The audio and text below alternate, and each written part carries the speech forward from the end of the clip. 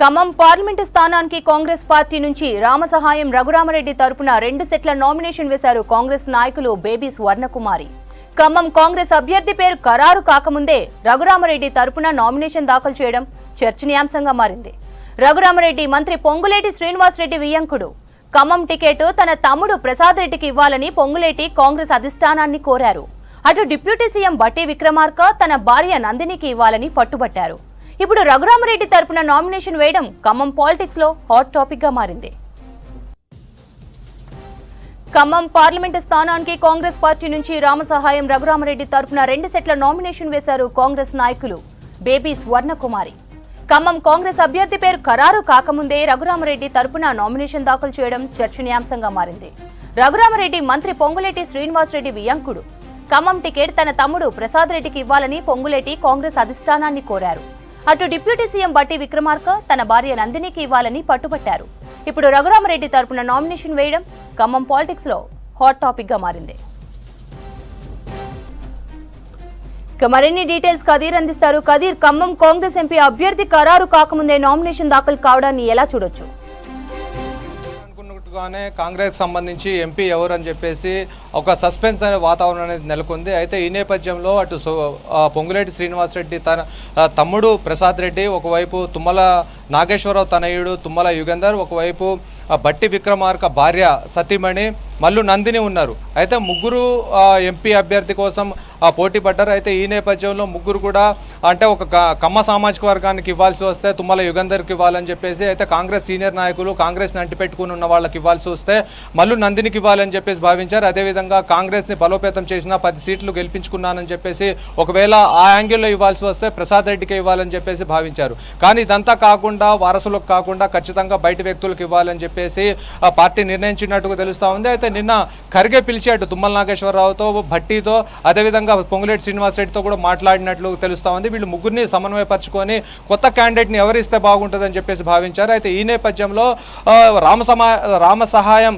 రఘురామరెడ్డికి ticket కేటాయించినట్టు తెలుస్తూ ఉంది. అయితే ఇప్పటికే దీనికి సంబంధించి 2 సెట్లను ఖమ్మంలో వాళ్ళు దాఖలు చేయడం జరిగింది. అయితే ప్రస్తుతం దీనికి సంబంధించి దయాకర్ రెడ్డి, అదేవిధంగా బేబీ స్వర్ణకుమారి, స్వామి రమేష్, ముస్తఫా, బొర్రా రాజశేఖర్, అదేవిధంగా తదితర నాయకులందరూ కూడా కలిసి 2 సెట్ల నామినేషన్లు దాఖలు చేయడం జరిగింది. మొత్తంగా చూసుకున్నట్లయితే రఘురామరెడ్డి ఎవరు అంటే సురేందర్ రెడ్డి తనయుడు. సురేందర్ రెడ్డి ఎవరు అంటే నాలుగు సార్లు డోర్నకల్ నియోజకవర్గం నుంచి ఎమ్మెల్యేగా గెలుపొందడం జరిగింది. అదేవిధంగా వరంగల్ లోక్సభ నుంచి 4 సార్లు ఎంపీగా గెలుపొందడం జరిగింది. దీంతో పాటుగా అనేక సందర్భాల్లో వీరికి అనేక రకాలుగా కాంగ్రెస్ పార్టీతో సుదీర్ఘకాలంగా రిలేషన్ ఉంది. దాదాపుగా గతంలో తండ్రి పనిచేసిన నియోజకవర్గాలకు ఇన్ఛార్జ్గా ఉన్నారు. వారితో పాటు కాంగ్రెస్ పార్టీలో చాలా క్రియాశీలకంగా వ్యవహరించారు. రామ్ సహాయం సురేందర్ రెడ్డి ఫ్యామిలీ అంటే కాంగ్రెస్ పార్టీ అంటే రామ్ సహాయం ఫ్యామిలీ అన్నట్టుగా ఉంది. మొత్తంగా చూసుకుంటే అటు ఇందిరాగాంధీ, రాజీవ్ గాంధీ, అదేవిధంగా పివి నరసింహారావు లాంటి వారితో కూడా వీళ్లకు రిలేషన్ ఉంది.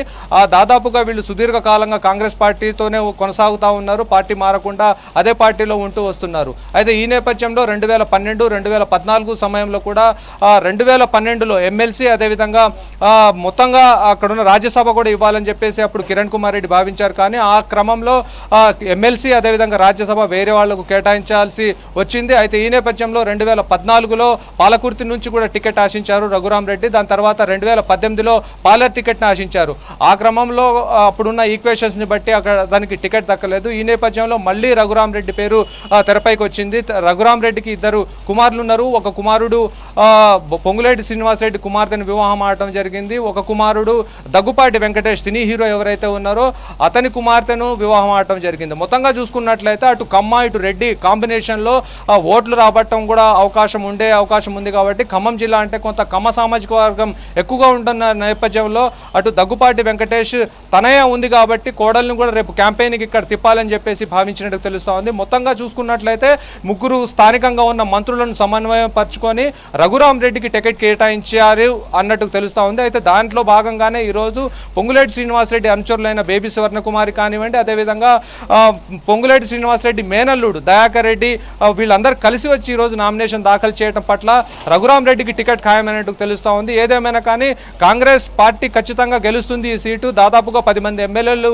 జిల్లాలో ఉన్నారు. పార్లమెంట్ సెగ్మెంట్లో 7 ఎమ్మెల్యేలు మొత్తం కాంగ్రెస్కే ఉన్నారు. కాబట్టి ఖచ్చితంగా మెజార్టీ పార్టీ మాత్రమే లెక్క పెట్టుకోవాల్సి వస్తుందని చెప్పేసి కాంగ్రెస్ శ్రేణులు భావిస్తూ ఉన్నారు. ఈ నేపథ్యంలో చూసుకున్నట్లయితే ఖచ్చితంగా కాంగ్రెస్ గెలిచే సీటు కాబట్టి ఇటు వారసులకు కాకుండా అటు బయటి వ్యక్తులకు పారాషూట్ లీడర్లకు కాకుండా ఖచ్చితంగా జిల్లాను అంటుపెట్టుకొని ఉన్న అదేవిధంగా ఆయన కూసుమంచి మండలం చేకొమ్మ గ్రామానికి చెందిన వారు సురేందర్ రెడ్డి ఇక్కడ పోలీస్ పటేల్గా కూడా పనిచేశారు. కాబట్టి సురేందర్ రెడ్డికి పాలేరు నియోజకవర్గంతో అనుబంధం ఉంది. గత ఎన్నో సంవత్సరాల నుంచి అక్కడ క్రియాశీలక నాయకులుగా ఉన్నారు. రాజకీయాల్లో సైలెంట్గా ఉన్నారు కానీ పార్టీ మాత్రం మారకుండా కొనసాగుతున్నారు. కాబట్టి కాంగ్రెస్ పార్టీ కూడా వారి సేవలను గుర్తించింది. అదేవిధంగా వారిని గౌరవిస్తూ ఈ రోజు టికెట్ని కేటాయించినట్టు తెలుస్తూ ఉంది. ఏదేమైనా కానీ రఘురామ్ రెడ్డికి టికెట్ కేటాయించడంతో ఇక్కడ ఎంపీ టికెట్కి సంబంధించి ఎంపీ స్థానానికి సంబంధించిన విషయం మొత్తం కూడా స్తబ్దుగా మారినట్టుగా తెలుస్తూ ఉంది. శ్రవంతి.